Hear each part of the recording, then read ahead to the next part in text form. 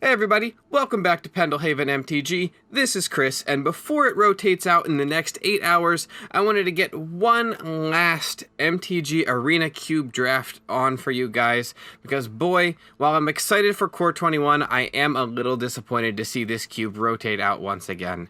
Alright, let's look at our opening pack. Alright, the mouse wants us to go Sea Dasher Octopus. It's a pretty good card, but let's take a look elsewhere. Spawn of Mayhem. Not bad. It's a good black aggro topper if that's our plan. But I'm liking Rekindling Phoenix here. It's extremely hard to kill for our opponent. That means it works well in either as our control finisher, an aggro topper, or a solid mid-range threat. And everything else here seems okay, but I don't think anything lives up to Rekindling Phoenix or Spawn. And I haven't played a lot of red yet, so I think we're going to go Rekindling Phoenix here. We'll see how that goes for us. Alright, so there's a couple of cards. We got the Kogla. Can't say no to him. He's just such a solid beater. Fighting as soon as he comes down is really good. The Deer Kraken, also really strong. Same with Fauna Shaman. We've seen her work well in the past. But we've also got Winota. This card can actually be really nuts with the right deck, but I'm not sure we're going to be able to make it work. I think Kogla's the pick here. I think we're trying to go for some Gruul mid-range, and when this pack inevitably wheels some of this, hopefully we get a couple picks out of those three here. Alright, let's see. I'm liking where things are going, only 2 picks in. I think we can get some solid games, but we're going to need to have to prioritize some ways to ramp and some protection on our threats. Alright, so we got Skargan Hellkite. He's also not a bad mid-range finisher. His activated ability isn't that great. He's more often just a flying 5/5 for 5, but he's pretty solid. So Siege Gang, such a lot of value there. Siege Gang is a cube staple in normal cubes. I'm really liking him. I also really like Destiny Spinner. The fact that our creatures can't be countered is pretty big. It shuts down a lot of counterplay against our decks. So I think those are the big 3 options here. However, I think that people are not going to take Destiny Spinner. I think they're going to sleep on this card. So we're going to let that try and wheel. And we can choose either Siege Gang or Skargan. And I think my choice here is probably Skargan. I think we're trying to go for the big bodies, just overwhelm them route, rather than take the kind of pseudo removal that the other option in Siege Gang Commander offers. Alright, so we got a couple options here. Not Zatalpa. This is the worst card in the cube, pretty much. Never pick it unless you're going very hard green-white ramp. I will repeat that every time it shows up. Alright, Shadow Spear. Really strong mid-range card, and I think that's my pick currently. Ember's Shieldbreaker is a really great aggro card, and its adventure mode isn't bad, but not as relevant in this cube versus normal cubes where you have to destroy Moxen and Talismans and Signets. So I think the pick here is probably the Shadow Spear. I'm not in love with anything in this pack. Squee doesn't do much for us. Savage Stomp is really slow unless we get a good amount of dinos. The fixing isn't bad, but I think Shadow Spear is probably the pick. Alright, let's take a look here. Domri's Ambush seems pretty solid. It is a sorcery speed fight spell, but it's better than nothing. Chandra, we're not aggro enough to take advantage of that. And there's no other green, which is kind of concerning for us. It looks like green is a little bit narrow right now. So I think by taking Domri's Ambush, we signal to the next person, hey, there's absolutely no green in the pack. And let's see what we got here. Captivating Crew is really strong. Not that we can sack anything it actually grabs us, though. Colossal Majesty does a lot with our deck currently, and Omen of the Hunt is some good ramp. I think we'll try and go for, let's see. Omen of the Hunt has Flash and gains us some extra lands, but Colossal Majesty is good as long as we keep Rekindling Phoenix around, which it does itself. I think we try and go for a Colossal Majesty Phoenix combo here. That seems really solid to me. I kind of want to take Tristani, but I don't think we're going Naya. I have seen a couple red-white options, but I haven't seen any other white cards that really have pulled me into the color, and I don't think Tristani is really a card we want to splash for that much without enough go-wide payoffs. So Migration Path seems fine, getting some extra ramp. All right. I will take Paradise Druid, a solid dork. I like it a lot more than a Boreal Grazer, because as funny as the monkey is, I'd rather actually have the mana to reuse instead of just putting an extra land into play. All right, so got back to our original pack here, and not a lot. Kiln Fiend is fine, but we have no way to capitalize on it.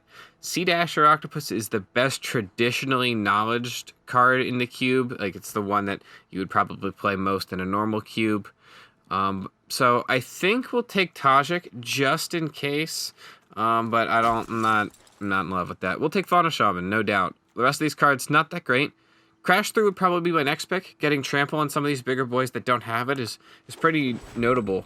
Yep, all right, we called it. Got the Destiny Spinner back. Excellent.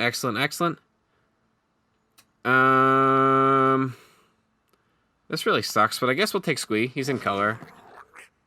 Signal to our opponent that red's maybe not as open, even if they're looking for signals by pack 12.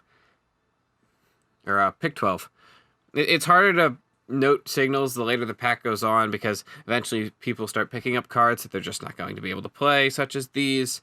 And you have to just kind of be careful when trying to realize whether people are drafting, because there's a lot of points where maybe they're getting cut as well. It's not so clear cut as you think. You just kind of always are in the ballpark of, okay, I think I understand what's going on. I think I can make logical guesses as to what cards are safe to pick, which cards are not, and which cards are higher value than others. All right, again, nothing we really want. Mentor the Meek is like anti our synergy. We're trying to get big. So I guess we'll take Essence Scatter. Seems a little better. We'll take the Ancestral Blade. And waiting on the last pick, which I can't recall. Slaughter Priest, yeah, that's fine. I don't think that card's that good unless you are heavy in that deck. All right, let's take a look. So, a couple of options here. Experimental Frenzy, you may think is okay, but it's really not that great in such a high CMC deck. We want to play that in our low-to-ground aggro decks. Return of the Wildspeaker, not bad, but better if we have a go-wide strategy. Drawing the cards is not as relevant. It's kind of slow. I like Gilded Goose here. Getting an extra dork is always good. Scorching Dragonfire is a decent removal spell. That'd probably be higher up. And Vivian's Arcbow is a really awkward card that can be really good depending on your deck. But since we're going higher on the curve and not playing like a mid-range, like in the 3-4 strategy, I don't think we're going to be playing that as much. All right. She's here. Wish I could take her. Also, Ashiok. This pack's kind of nuts. Ulamog. That's a very expensive card, and I don't think we're going to be able to cast that normally. Cheval is pretty interesting. I don't really want to go into Jund. I'd rather try and keep the two colors where I can. So I think we're going to take the J-Light Ranger, because that's just an excellent card on its own. And nothing in this pack I'm in love with. Yeah. I thought it almost gave me the wrong card for a second. I almost panicked. I was like, uh-oh, what did we pick? Hopefully not the little Squirrel Weasel Rider. That'd be not great in our strategy here. We're definitely trying to ramp into some big boys. All right, let's see who we're drafting with today. LBD, Chrysantha, Sweaty Neckbeard. He's here, everyone. Perfectly Cromulent Word, Boomer Doom, Gunner Q69, and Dream Dev. Well, welcome to the party. All right, so there's a couple of funny options here. Brazen Borrower and Hydroid Krasis are saying go into blue. Perforos's Intervention is a very solid removal spell. I'm always a huge advocate for fixing, especially the Stomping Grounds, because it's a shock land. But you just gotta go your boy. He ends games. You know I was purposely ignoring him. I love Carnage Tyrant, and he's getting slammed into here. It's gonna be an excellent card. Our opponent's going to have to really find a way to answer that, especially if we can get him out a little earlier than turn 6. All right, yeah, I'm liking how things are shaping up here. Things we could use, definitely some more fixing. We're playing a lot of things that have a lot of pip intensity once we get higher on the curve, which is generally better, but we want to be able to get around that with at least some fixing. So here I'm seeing two options. We could go Crows and Tusker. Cycling him for 3 is the main way we'd be ending up playing him. Being able to draw a card and a land. So you're essentially drawing 2 for 3 at instant speed, and they can't be countered. And always 1's guaranteed to be in the land, which isn't bad at all. But I think I'm going to go to Thrashing Brontodon. A 3/4 body on a 3 is really solid, and being able to take care of artifacts and enchantments is always a great upside, especially in a cube like this, where some of the enchantments just run away with games. Let's see. So far, 10 creatures. All right, and I'm liking pretty much every creature that's in our list here. All right, looking here. Couple of options. Awakening a Vitu-Ghazi. Don't think that this card is that good, but it's certainly fun. Creating a giant 9/9 for 5 at instant speed is pretty nuts. Let's see. Nessian Hornbeetle. It actually has some really good synergies with our deck. We got a lot of things that can create power 4 or greater, so I think that's currently what we're looking at. Neither of these red cards excite me. That one's Aristocrats. This one's too aggro. And I don't think we can play any of that we're really that excited about. So Nessian Hornbeetle seems like the pick here. That's also a really solid card. I'm liking where this is shaping up. We could use a little bit more removal and fixing. All right, let's see here. Giant Growth, bleh, not a big fan. Ox of Agonies, it's fine. Pitching the hand is probably going to be a downside, though, because we're trying to get things out earlier. We don't want to accidentally pitch our hand, and drawing 3, they could be good. It's kind of hard to say. Kiora does synergize with our deck. We can play her for just 2 and a green, so we don't have to worry about the blue cost. She ramps us. She gets extra cards. She's really solid.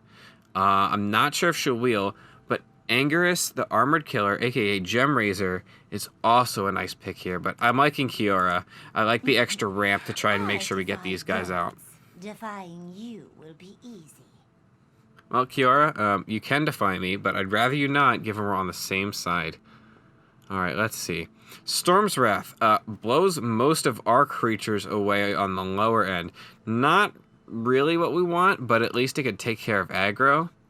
Glinthorn Buccaneer would be a 2/4 for 3 with some discard synergies. I'm not in love with them, I'm going to be honest. I think Storm's Wrath, just in case we have some troubling aggro matchups and we can't deal with pings quick enough. But I think we're going to be okay. I've yet to see a really, really, really aggressive deck in the cube. There are some ones that you can possibly make, but I've yet to play against them or see them perform consistently. A lot of the times they have really solid aggro games, but the cards in the cube just don't provide the critical mass of cards you need. Because a lot of the times when you're running aggro, you need not so much really, really cool and flashy creatures. You just need enough 2/1s to beat your opponent. Looking here, I like Dreamstalker Manticore just because of his 4 power. He triggers quite a few of our things. Wilderness Wreck doesn't do much for us, unfortunately. We got a couple of activated abilities they can help us with, but I'm not a huge fan of it. And we don't need the 1/1, so I think we'll take the Manticore here. That I could see getting cut from our list. Here, seeing quite a few things we could grab, but of course none of them spectacular. Experimental Frenzy doesn't really do much for us. Fight as one doesn't also do that much. We only have 1 human in the deck right now, so not that great. But we will take the card on color, I guess, just in case things change. Here, again, I don't think it's going to matter, but we can at least take the fixing just to make sure we can grab some stuff. All right, always a great pick. Glad to see that come around. Here, Heartfire, we're not trying to sack creatures, not that great, but we can play it. Grim Initiate's okay, but I think we'll take the Temple of Triumph in case we want to splash for something in white. We do have Ancestral Blade, which I don't think is that good, but we could play it. If we need Awakening of Vitu-Ghazi, we can play it. Risk Factor's perfectly fine. Giant Growth is just rarely ever a viable pick. I guess it's okay in Arena Cube. I had never personally played it, but it's fine. The card's not excellent. All right, let's see what we got here. We have a couple of options. I like Settle the Wreckage. That's very white intensive, though. Don't think we can play it. Captain Lannery Storm, she's fine. She's a little bit more aggressive than what we're trying to do, but getting the tokens can help us. Relentless Pursuit is a very, very solid draw spell. Most times almost practically a divination. Being able to grab a creature and a land. Nyx Lotus, Devotion's okay, but it comes into play tapped. It's really slow. Let's see. Vraska Golgari Queen is a lot of value, but I don't see a way that we can play that and really capitalize on it. So I think Lannery's probably the plan here. We're just going to try and grab some of those treasure tokens she makes. Alrighty, now here's where we got some options. Tendershoot is a really solid 5-drop. If you saw my last video, Tendershoot absolutely ran away with games and can be absolutely win out of nowhere. Warbriar Blessing, also good removal. Probably pretty good right about now, but I'm not sure it's better than Tendershoot. Feel of the Dead, we're not doing that. Not enough lands that we were trying to get greedy with. Skittering, not bad also, but it's not Tendershoot. And Rex Age is also always a viable pick at 3. That card is always excellent. I have yet to find a cube where it's not relevant. Alright, so looking here, again, running out of options, but Embercleave seems okay. It's expensive, but giving some of our fatties double strike is just game. It also gives trample too, so that's just really hard to deal with. Chainweb Arachneer, also not bad, but don't think it's that good. Kenrith's Transformation, solid, not excellent. Drakuseth, that's way too greedy. Not going to get that high. I think we take the Embercleave here. There's a lot we can do with that if we're able to capitalize on it. Though that marks essentially the top of our curve. Fires is really interesting. It's a weird mid-range card that's going to allow us to cheat on mana. I'll consider it here. Grow from the Ashes, kind of bleh. Cultivate is already not that great in cube, so I guess Fires is kind of interesting. But Mindstone, I think, is probably the pick. I want the 2-mana ramp. Fires isn't that good in cube unless you have so many copies. That's why it's really good in standard. But being able to only occasionally get it really hurts how viable it is. Alright, let's see what we got here. I think we're going to go the land. I'm not really in love with anything else. Hurts that our 4-drop slot's kind of looking a little underwhelming, but I think the land will be appreciated in the long run. We'll put that aside, but note that we have it. Other 4-drops we can run are Storm's Wrath in case aggro gets out of control, which is fine. I think we're going to be okay. I'd like to just fill up this 4-drop slot a little bit more. Maybe grab some more aggro. Alright, Nyxbloom Ancient, way, way, way too greedy. Being able to play this at 7, oof, we're not going to be able to do that. Shock, really solid. Might just take that instead of the fixing, but I really like Rootbound Crag. I really want to be able to cast my 3-drops consistently, especially my double green ones. So I think we will take it here. Get a little greedy. Oh my gosh. It is Godzilla, King of the Monsters. That Wolfwillow Haven is ramp, but we could just use another way to end games. I like it a lot more than Awakening of the V2 which, yes, this is a 9/9, yes, this is a 7/7, but this has trample and this doesn't. So even though this can have haste and you can kind of surprise your opponent with a flash in 9/9, I think just having the 7/7 trampler is probably worth a lot more here. So we'll put that aside. Gallia's fine. I think she's also probably the pick. I'm not in love with her in this deck.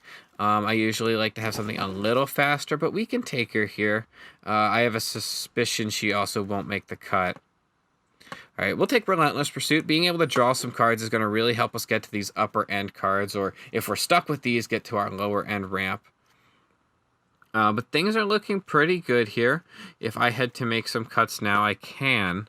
But I think we'll take Rex Age. That's really solid. I think we're going to put Risk Factor aside. Not a huge fan of it when we're not playing Burn. We will put Dreamstalker, Manticore, and Captain Lannery Storm aside for right now. I'm liking our upper end. We'll take Kenrith's Transformation.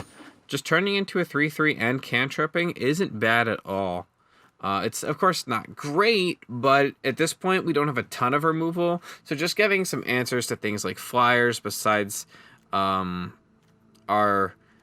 Skargan Hellkite and our Phoenix are probably solid. I like Overcome. It's not bad at all here, but I think Blast Zone is the pick. I don't think we're going wide enough to really make Overcome worth it. We'll take the Sudden Spinnerets in case we're really struggling against Flyers. I don't think that's going to happen, but I guess it could. We'll take this card for the memes. I don't think that there's any other reason we'd be playing it, but we'll take it for the memes. And our final pick is Blitz of the Thunder Raptor, which I don't think we can play. That's alright. There were some cards I wanted to wheel that we didn't get, but this looks pretty solid. Our only downside is it might be a little fair. We're playing very much a typical Gruul mid-range deck. So let's take another look. We are at 40 cards, but Gilded Goose, Destiny Spinner, Fauna Shaman, Nessian, Paradise. Alright. 4-drops are a little lacking, but that shouldn't be the end of the world. 6/7 Blast Zone. I think this is a solid deck, and we're going to run with exactly this list and call it Not Gruul, Then Die. Classic of the genre. And I'll run 2 games with it tonight. Just seeing how we do. This is probably going to be a less edited video. I just want to get something up. This has been a heavy work week for me, so unfortunately I haven't been able to upload as much as I want, but I hope on trying to get this one out on the 24th, I believe is tomorrow's date. I'm going to put it into the editor, clean it up a little bit, make sure the audio sounds good, and get it out to you guys. And that way there's at least something on my channel for the past couple days. And even though it's not exactly what I want, this hand will do. It's a little slow is what we have to watch out for. There's definitely not a lot of plays until we hit turn 3. But however, Migration Path into Kogla should end whatever kind of aggro or tempo that our opponent's doing, assuming we can get that out on turn 5. But yeah, I want to get a video on the channel. I plan on trying to create a couple of shorter videos, aiming for stuff in like the 10-minute range to keep things relatively short, because I know with some of these longer videos, people don't watch them to the end and don't actually see some of the best content. But that's okay. It doesn't bother me, but I just want to actually create content that people are going to watch and care about. Especially with Core coming up this weekend, I'm going to try and do a little bit more arena with Core, show off the new set, maybe some strategies for drafting it, me learning alongside everybody of like what are some good strategies, are there any cards that are just actually trash? I'm sure there are. I haven't watched the Limited Resources podcast yet, but we'll see what happens. Pretty excited. We're actually going to hold Migration Path here. I want to make sure I'm hitting enough lands. If our opponent plays something actually super scary this turn, I will cycle it. But I don't think we're totally concerned just yet. Well, let's see what happens here. Daxos can be scary. He is just a 2/2 for now. But good thing our deck is pretty strong against life gain, so I'm not that concerned. This is a sorcery, so we'll do that now. We'll grab Carnage Tyrant and a Mountain. That should scare our opponent pretty heavily into playing a little bit more aggressive. Because I'm not sure Black-White has a ton of answers for Carnage Tyrant besides just trying to block around it. Well, not that anyone really has answers for Carnage Tyrant in the combination of Hexproof can't be countered, but we'll see what our opponent does here. Phyrexian Arena wants more cards. On the good side, we've got plenty of artifact and enchantment removal, so I'm not that concerned. Doesn't have Vigilance, so he will tap, but it's not like we can capitalize on that. We'll play the Mountain, because he already knows about it. And we'll Migration Path. Grab 2 more lands here. Grab 1 of each. And pass to our opponent. I think the goal is to play Kogla first. We want to try and get rid of that Phyrexian Arena. Not that it's totally concerning. It's not the greatest card in Cube, but we just want to keep our opponent's answers to a limit. And getting rid of it quicker will help do that. Alright, our opponent's got 4 lands. Let's see what's going on. Foulmire Knight. Alright. So he can play it, and attacking means Kagla's not being going to be able to get through because of Death Touch, and I really don't want to deal with Death Touch. But Domri's Ambush, we can take care of the Foulmire Knight, hopefully in a 1-for-1, but we will see. Let's play the Forest, and then drop the funny monkey. Get rid of Daxos. Say goodbye. Alright, and then this costs 2 to equip, so I'm kind of stuck for right now. God, I love Kagla. King Kong is just one of the coolest magic cards that they introduced in Ikoria. Being able to fight as it comes in is pretty nuts, and the fact that it can even gain indestructible is also really cool. That's a little sad. But sure, yeah. Burn a removal spell here. Euphemia comes down, alright. Trample and Lifelink. Alright, him getting rid of Foulmire Knight's pretty good. Not that we can rush in. If we had a Rhythm of the Wilds, I'd be pretty happy here, but not in this deck, unfortunately. Not actually even sure it's in the cube. I have not seen it, as far as I can recall, but we will see, we will see. Okay. As much as I want a Carnage Tyrant, I really want to get rid of that arena. So let's do that. Yeah, it'll become a zombie, essentially, through Euphemia. But that seems to be okay. We'll play the Fauna Shaman, and then I think we get rid of the Foulmire Knight here. We'll make Fauna Shaman a 3/3 and destroy the Death Toucher. And I'm pretty satisfied with that. The 3/3 can now block the zombies efficiently. We will be taking 2 in the air, but Carnage Tyrant should be able to help close out this game relatively well.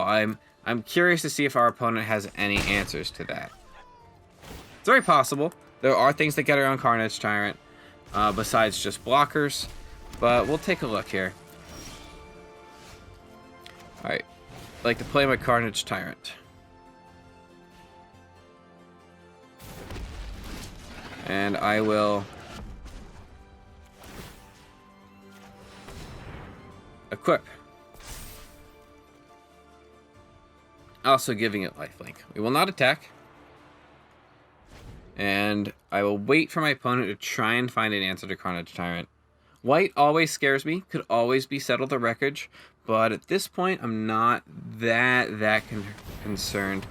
What's he taking? The Shadow? Alright, that's fair. Takes our Shadow Sphere.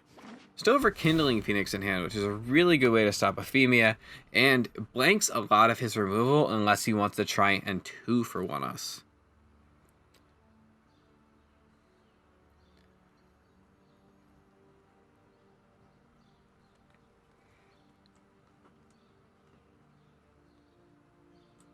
Opponent thinks.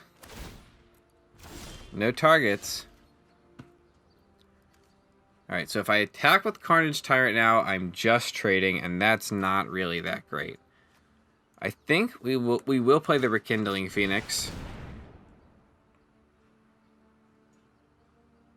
Force him to make some decisions here. And then what we're going to do is pump up the Blast Zone and get ready to blow up either Conclave Tribunal, which is at 4. It does blow up our Rekindling Phoenix, but that's probably okay. We'll play that. We can put 2 counters on it. So we could get it to 3. 3 is not where we want it. 2 blows up our Fauna Shaman, which I don't really want to do. At this point in the game, Fauna Shaman's really, really solid. So I think we'll just pass. Opponent plays...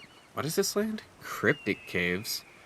Sure. If they're desperate, they can afford to draw. Elspeth. Alright. Elspeth conquers death. Is probably going to exile. Yep. Exile the Phoenix. Makes a lot of sense. They can get back their Foulmire Knight with it. Alright. Sure.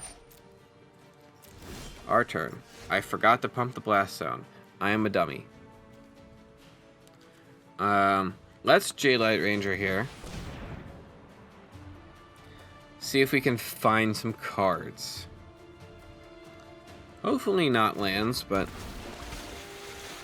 I'm not opposed to them being lands. Alright, we don't really want more mana right now. Again, same philosophy. Don't really need more mana. And I think we're still going to hold. Unfortunately, I don't really think we can afford to trade Carnage Tyrant away. Puts us in a very sticky situation. We do have to be careful. Once he does get his 2/2 Death Toucher back, which is probably what he's getting, we will be in a little bit of trouble. But we will see. Dusk Legion Zealot, solid card, is another blocker for our opponent. Opponent goes to 17 because of the ping, but we'll see if that's even relevant really soon. The Sigiled Sword of Valeron. That's a 3-drop. Opponent does that. Alright, we can consider the Blast Zone here. We can try and blow up the Elspeth Conqueror's Death or Ephemia. If we put this to 2, we lose Fauna Shaman though. Let's put it to 2 though. X will be 1. Auto pay. Blast Zone will go to 2.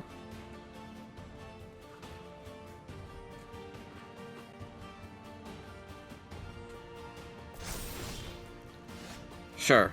Kiora is not really what we're looking for. Can't activate Fauna Shaman. Can untap our permanents though. Let's see.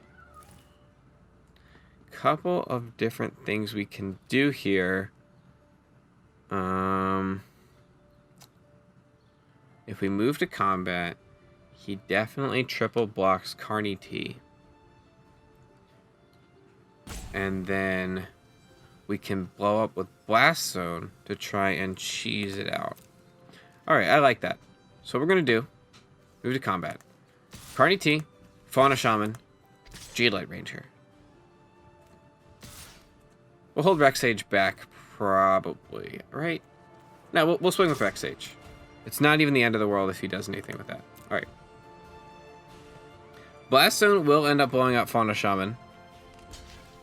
Block. Block. Carnage Tyrant's got Trample. He's going to double block here. Sure. Seems pretty good to me. We only lose our Rex Sage for Ephemia. Pride of the Conquerors.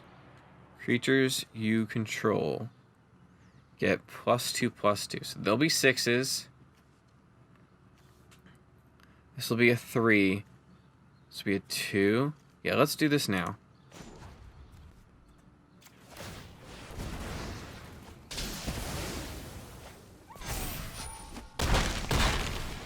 He does get to keep a zombie, and we'll play Kiora. We're not going to tap her. But my friend's kind of a big deal. My friend was a big deal until we got combat tricked. Didn't expect Pride of the Conquerors defensively. Honestly, wasn't really a consideration. Ooh, get back to the Dusk Legion Zealot. He wants cards. Alright, am I seeing a Sigil Sword of Valeron? Corpse Knight. Uh-oh. There's all the aggressive creatures he was holding. Alright, not going to attach the Sigiled Sword unless he plays another land. Sure. It's going to hit Kiora for 2. Maybe we should have untapped. Smells But fishy here. we'll swing with Jadelight and Wreck. Our creatures are worth less than his right now. We will untap Jadelight though this time. Not be silly like last time. Definitely was a misplay. And we'll hold. Opponent's at 12, but it's got a lot of cards in hand. Divine Visitation. That's really scary. That sword's going to start making angels.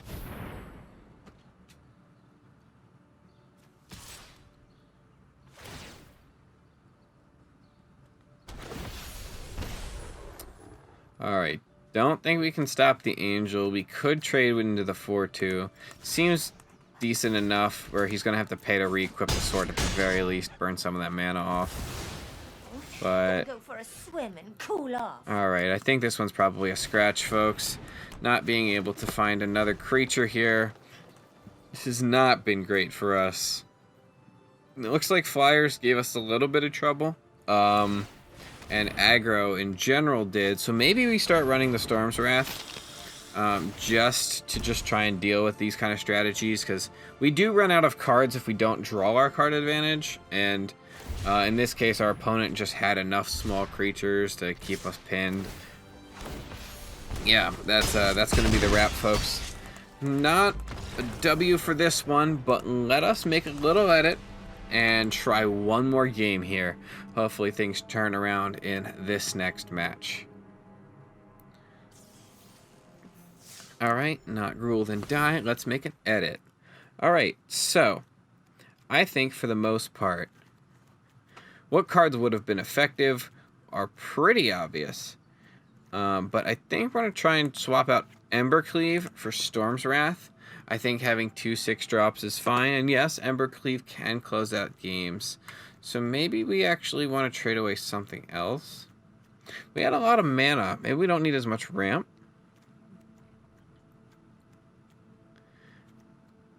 Maybe we trade away the Relentless Pursuit for Embercleave.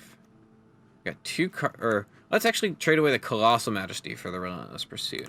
That seems a little better to me, because we want to be able to constantly trigger or always have the draw when we need it.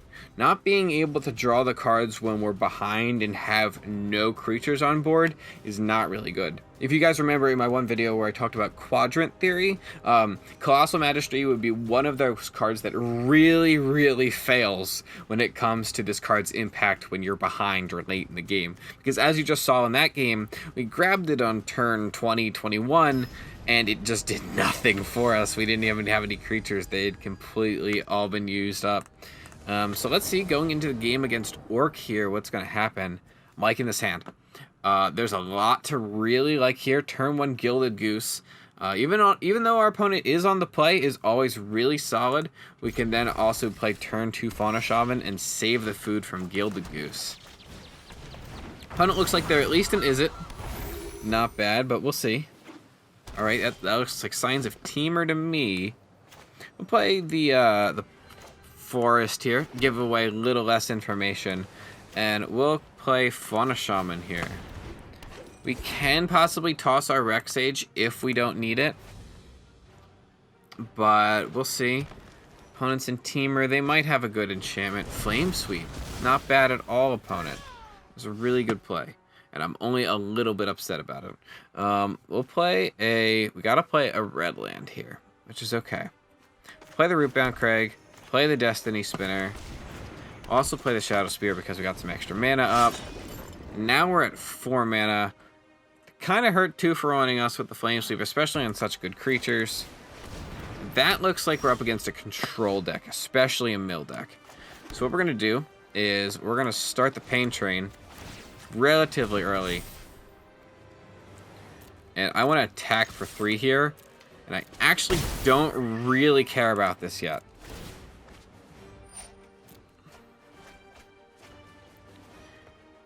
I can take care of it next turn, but I really want to start getting damage in because our 1-win condition against control decks is actually just straight up killing them. So we can play the Mountain here. We can go to Swing, see if our opponent's got anything. No plays. Try casting Reclamation Sage. Can't be countered. So we've got a pretty good check on our opponent here. They might have not have realized that. Blow up Psychic Corrosion. Take action. Blow it up. Good. Slows the mill plan. Keeps us in pretty good status here. We can always gain 3 life with this food, but I'd rather save that for when we need it. Oh, there's the counter spell that didn't work. But see, that's why I really like Thassa's intervention, because even if you can't use it as a counter spell effectively, or in this case at all, it does allow our opponent to get some value out of it, even though it's not that great. But some value is better than no value. So I always think that its module counterspells are pretty much always worth it. Plays Kiora. Does he move to untap a blue? for some ramp. Ooh, red. Okay. Needs the double red. Nature flows with vigor. Glinthorn Buccaneer. Interesting. Alright. So, that's a very interesting card. Don't really care about it right now.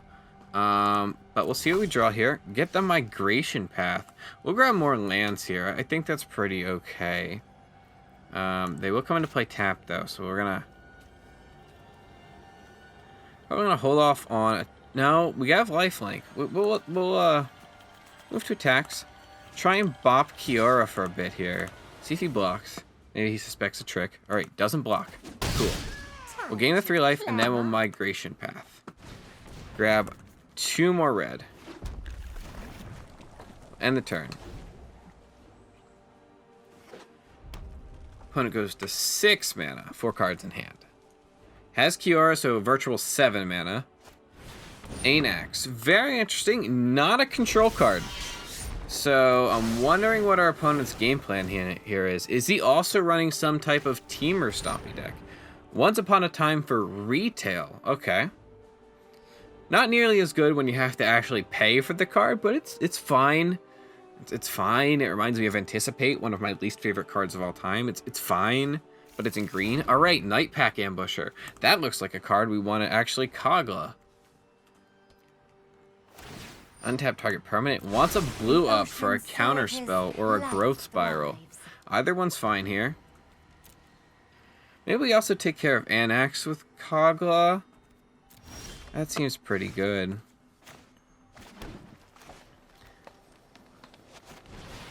Yeah, I think we'll take care of Anax here. He'll get the 1/1s, but they can't block. Or we could take care of Glinthorn and make this a lot more useless. It just becomes a 2/3. Yeah, let's get rid of Glinthorn, actually. That seems pretty good.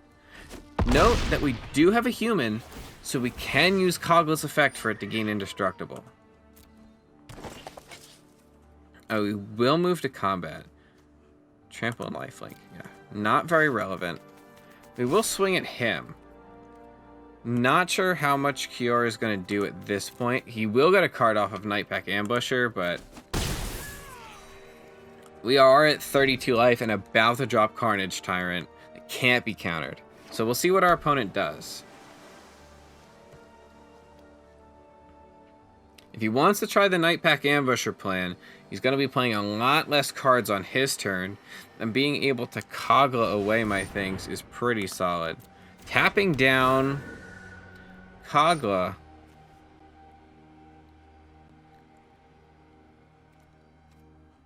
Let's see. Permanents your opponents control lose hexproof and indestructible.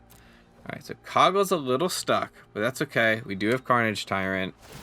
Untaps, gets the wolf. 1 drop ripples and grows. Passes. Does the wolf have flash? The wolf does have flash.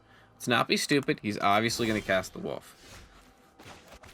Play Carney T. Can't be countered, can't be countered, trample, hexproof. Play Mountain. Can make Kogla indestructible, but we fortunately can't do anything else. Can always bounce the Destiny Spinner, but he can... we end up trading for either Anax. No, we'd end up running into the wolf. What am I talking about? We're going to pass. Wolf comes down. Hit board stall, which is kind of bad for us. Us at parity is not good against Nightpack Ambusher, because Nightpack Ambusher is one of the best cards at parity. Does get the draw card. Do need a way to get rid of Nightpack Ambusher. Probably should have saved Kogla. In retrospect, that was the move, and probably knowing that Nightpack Ambusher was there, I definitely could have played better. Lava Coil. Alright. Kogla's effect. Return to hand. Fizzle Lava Coil.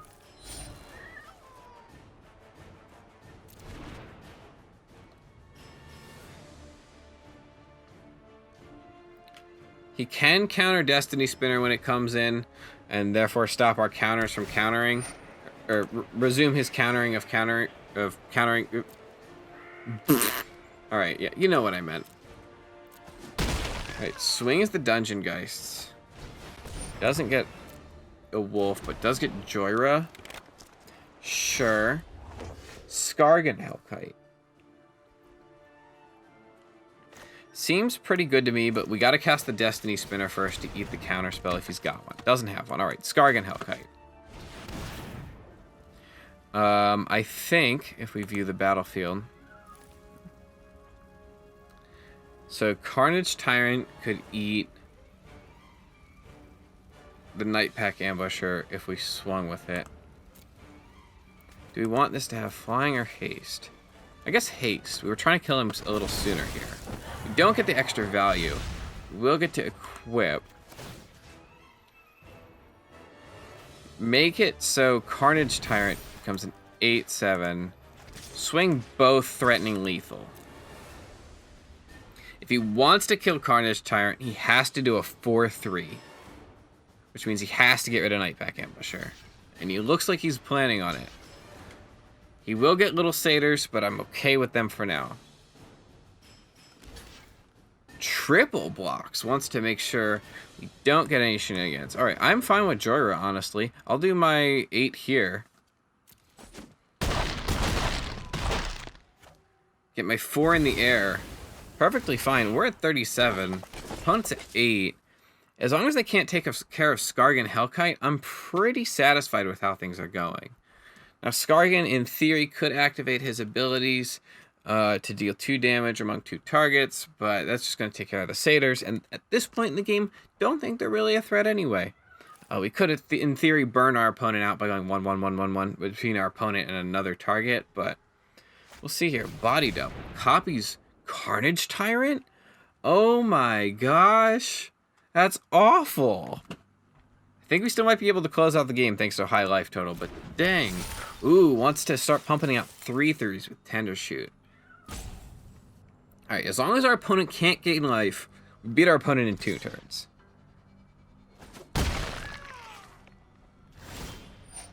Interesting that he attacked.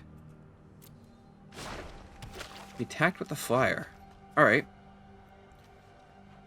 So what we'll do is equip the Skargan Hellkite. This says flash, so.